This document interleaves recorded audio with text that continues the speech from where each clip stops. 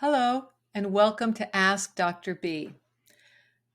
I've done a couple of episodes in this series focused on the impact of the war on Ukraine, on all of us, and particularly on some groups that are vulnerable.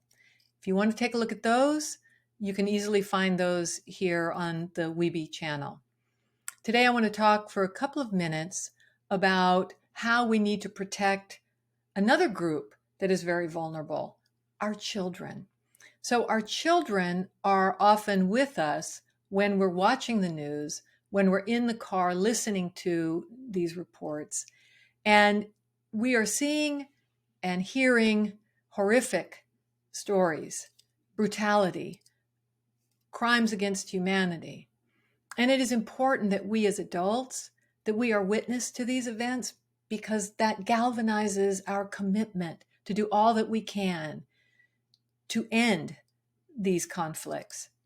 So that's important, but we need to be aware of the potential impact that these images, these stories, and our reaction might have for our children. Children are like sponges. They absorb good and bad and in between.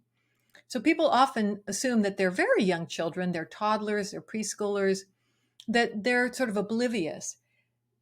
They may not understand what the images mean that they're seeing on the television, but they are not oblivious to the impact.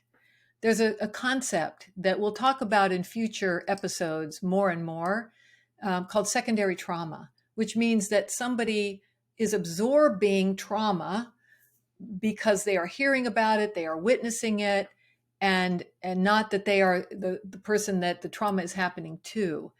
And so some people are more vulnerable to that phenomenon, but it's very real and it can have a very profound impact. So with children, young children, they feel the intensity, they see these horrific images, and they sense that their parents, their siblings, their grandparents are distressed, are upset, but they can't sort out what is that about. And so they may confuse it. They may only sort of feel the anxiety and then they become anxious. They may have trouble sleeping. They may be afraid of monsters, all sorts of consequences. So be mindful of that and just limit the amount of time that your young children are in the room when you're watching, when you're listening. So that's for young children. For school-age children, they may be gathering information from the news, from social media, at school, from friends. Be in listening mode, watching mode, look to find out, how are they understanding what's happening? What kinds of questions do they have? Talk to them honestly, about what we can do in terms of protecting them here, but also what we can't do, which is we can't make what's happening stop. So talk about that.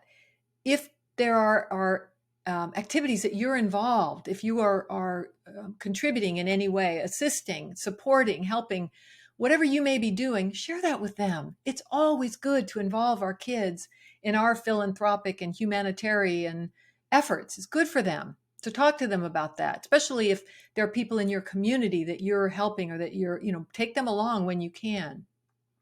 Talk to their friends, parents, just like we always do when there's an issue that's affecting our kids. We all need support. Parents need to connect with each other. So do that. With older children, pre-teen and teens, they also, you need to tune in, see what they're talking about, what's happening in their classrooms, hopefully some good discussions about all of this, but emotionally, be sure you're tuning in to what's going on and how are they doing, and be prepared for things that they may say that may seem insensitive. It may be that, they're pushing away. They don't want to think too much about this. Or they may be anxious themselves. And so you may hear things that seem insensitive or callous. And it's just a function of where they are developmentally. And you can help them with that. So, for example, you might hear a teen or preteen say, why do we care? It's not happening here. It's a teaching moment. It's an opportunity to talk to them about that. And don't neglect your young adult children who are off at college, because they're being bombarded by all of this too. My daughter, who's a junior in college, soon after the war broke out, she texted me because she was worried because we live in Washington and she was concerned if there was an attack because this escalated. So we just had a conversation about it and it was helpful to her. It was helpful to me. So have those conversations. So, to summarize, limit the exposure, be sure you're listening, be sure you're speaking to them developmentally and share, your feelings and reactions again appropriately to them so they understand. Children want to know that they are safe, that we are going to do everything in our power to keep them safe. That allows them to be kids. So give them that, but don't promise that we can do what we can't, which is make the world safe for other children right now, because we can't do that. Hopefully, soon, we will be able to tell them that this conflict has ended and now that the healing has begun. Thank you for those of you who have sent in questions already. Please keep them coming. I look forward to answering your questions.